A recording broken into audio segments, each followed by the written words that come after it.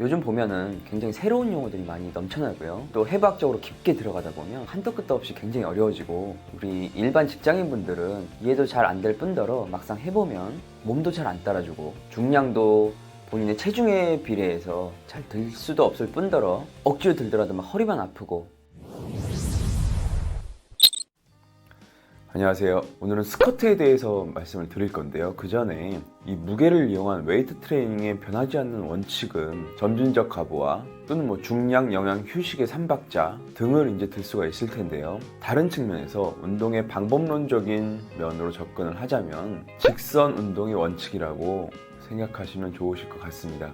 다들 하시는 벤치프레스, 데드리프트, OHP, 풀업 등등의 다양한 운동들 전부 저항의 수직된 방향으로 중량이, 그러니까 쇳덩이가 직선의 움직임을 가져야 된다는 말이죠. 이 중량이 직선을 벗어나는 순간 중심을 잡지 못하기 때문에 저항에 항상 수직된 방향으로 최대한 직선에 가깝게 움직여 주셔야 됩니다. 그래서 웨이트 트레이닝 자체는 깊게 들어가서 되게 어렵게 하기보다는요, 굉장히 단순하고 쉽고 깔끔하게 움직여줘야 되는 동작입니다. 이제 어려운 건 우리들의 이제 몸인데요. 우리 이 각각의 관절들은 각자마다의 어떤 역할이 있고요. 움직임의 방향이 이렇게 제한이 되어서 정확하게 타겟 저항의 수직 방향으로의 움직임을 만들어내기가 쉽지가 않습니다. 그래서 타겟에 저항을 주기 위해서 이 중량을 직선의 방향으로 움직일 수 있도록 이 몸의 각도나 움직임을 맞춰주는 이것만 이제 생각을 하시고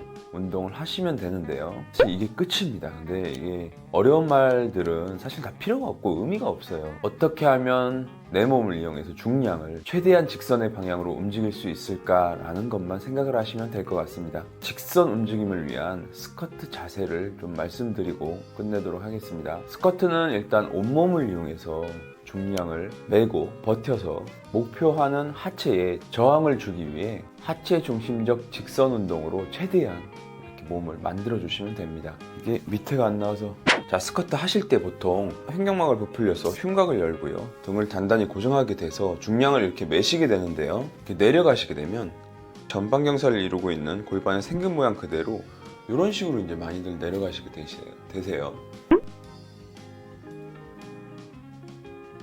이런 분들 많으시죠? 버딩크나 이런 게 안 나오게 한다고 이렇게들 내려가시는데, 잘해 보일 수는 있겠지만 이런 자세는 목표하는 하체에 집중할 수 없을 자세일 뿐더러요, 무게를 많이 늘릴 수도 없고요, 허리가 굉장히 많이 부담이 되고 아픈 자세입니다. 첫째, 등이 아치를 그리며 엉덩이가 너무 많이 뒤로 빠지기 때문에 기립근에 엄청난 하중이 실리게 됩니다. 두 번째로, 웬만큼 유연하지 않고서는 많은 가동 범위를 사용할 수가 없습니다. 자, 세 번째, 스쿼트를 사용을 하시다가요, 자신의 유연성의 범위를 넘어서게 되면 버딩크라고 불리는 요추 말림이 굉장히 심하게 발생할 수밖에 없습니다. 이 요추 말림 현상은 우리가 움직임에 있어서 굉장히 자연스러운 현상임에도 불구하고 무거운 중량을 들고 있는 상태에서 그 요추 말림의 범위가 굉장히 과도하게 커지게 되면 이 디스크 찝힘 현상이 발생을 할 수도 있어요. 조심을 하셔야 되고요. 이런 것들을 해결해서 중량뿐 아니라 몸의 움직임 자체를 직선으로 만들어주면 지금 상태보다는 조금 더 많은 무게를 안정적으로 들면서 부상의 위험을 줄이면서 운동을 할 수가 있을 텐데요. 방법은 아주 간단합니다. 이 몸의 움직임 자체를 조금 더 간결하게, 조금 더 직선 운동에 가깝게 이 스타트 자세를 조금 바꿔주시면 됩니다. 자, 똑같이 횡격막을 부풀려서 가슴을 열고요, 등을 고정시킨 상태에서 중량을 이렇게 매게 되죠. 골반의 생긴 모양 그대로 전방경사가 많이 이렇게 이루어집니다. 이 상태로 그냥 내려가시면 안 되고요, 이 부풀려서 늘어진 이 복근을 복압을 주면서 앞에 골반을 이제 끌어올립니다. 그와 동시에 둥근에 힘을 줘서 골반을 밑으로 끌어내리게 됩니다. 이거를 골반의 후방경사를 만들어 주셔야 되는데요, 보통 골반의 전방경사보다는 스쿼트 자세 할 때는 골반의 후방경사가 훨씬 더 유리합니다. 그래야 척추중립이라고 부르는 이렇게 무게를 직선으로 받을 수 있는 그런 몸의 각도가 나오거든요.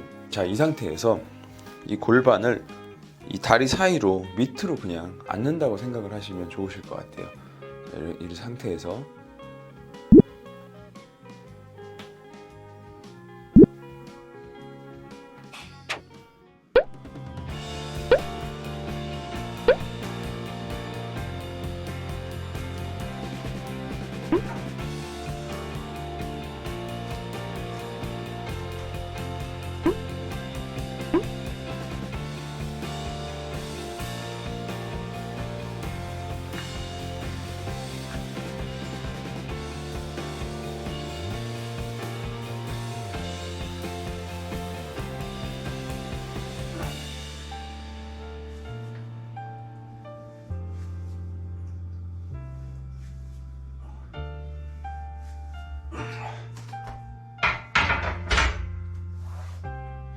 자, 이미 골반에 후방 경사를 만들어 놨기 때문에 자, 내려가는 각도 자체가 상체가 과도하게 이렇게 꺾이지가 않고요. 이 엉덩이부터 몸 전체의 움직임 자체가 조금 더 간결하게 직선에 가까운 움직임을 만들어낼 수가 있습니다.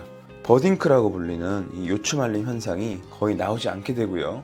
나오더라도 그 자연스러운 범위 안에서 이렇게 발생이 되게 됩니다. 자, 이때 한 가지 유의하실 점은 똑바로 이제 앉으셨어요. 이때 부풀린 횡격막으로 열어둔 흉곽을 복압으로 꽉 잡고 있으셔야 돼요. 복압이 풀려버리면 반대로 앞으로 이제 말리는 경우가 있거든요. 이래도 이제 허리에 부상이 오실 수가 있으니까 그 점 유의하시고요. 자, 이게 허리가 안 좋으신 분들이 스쿼트만 하면 이제 허리가 아프게 되는데 헥스커트 머신이나 이런 것들을 사용할 때는 조금 더 많은 무게를 통증 없이 이렇게 들 수 있는 이유가요. 그런 머신들 자체가 이 저항의 방향을 이제 바꾸면서요. 딱 고정해 줌으로써 골반 후방 경사를 통한 척추 정렬을 자연스럽게 이제 만들어 줍니다. 그래서 나는 헥스커트 하면은 뭐 통증이 없어. 헥스커트 하면 뭐 괜찮아. 이런 말씀들 하시는 이유가 이 척추 정렬을 이 일반 프리웨이트에서 잘 못 만들어 주셔서 이제 하시는 말씀이시거든요.